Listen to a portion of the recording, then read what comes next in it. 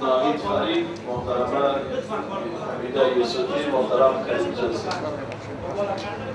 بسم الله الرحمن الرحیم و با عرض سلام خدمت همکارای محترم و خوش آمدید بگیم مهمانان عزیز و با عرض اجازت هیئت اداری.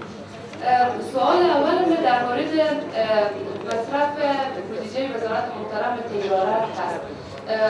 وزارت محترم تجارت از جمله وزارت‌هایی هست که کمترین بودجه انکشافی خود در سال 89 مصرف کرده و شما 499 میلیون افغانی دو پروژه کلان وایستا و پروژه شاخص‌های تجارتی کشیدیم و گفتیم ما 120 میلیون افغانی بودجه انکشافی ما و باز از همین بودجه 120 میلیون افغانی 45% از این مصرف کردیم طبق راپور بعدی که بعد از راپور قطعیه برای ما دادیم.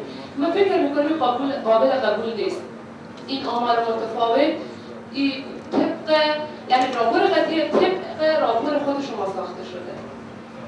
وگرنه وزارت محترم مالیه از کجا خبر داره که چند فیصد از پروژه های شما پیش رفته؟ راپور قطعیه برای ما اصل هست و آمار متفاوتی که شما ارائه کردیم هنوز نتونسته قناعت ما را حاصل کنه. و مسئله دیگه در مورد وزارت محترم مبارزه با مواد مخدر و تجارت هست.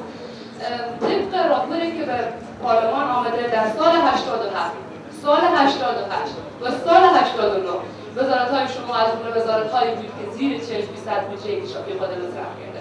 مطمئن هستم اگر که پارلمان تصمیم درست به بنیادی نگیره سال 90 سال 1391 تا زمانی که این کابینه ادامه پیدا بکنه این بودجه انکشافی زیر 40% مصرف خواهد شد و این دور باطل ادامه پیدا خواهد کرد و پول که برای ارتقای ظرفیت هست همون رقم برای عدم ارتقای ظرفیت خواهد ماند در حساب شما.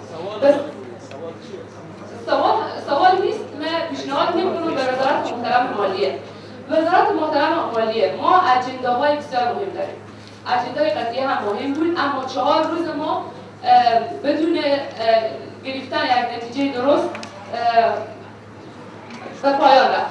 راپور قطعیه اگر اصل هست راپور قطعیه اصل هست ما در مورد وزرایی که زیر 40% بودجه خود مصرف کردن تصمیم بگیریم.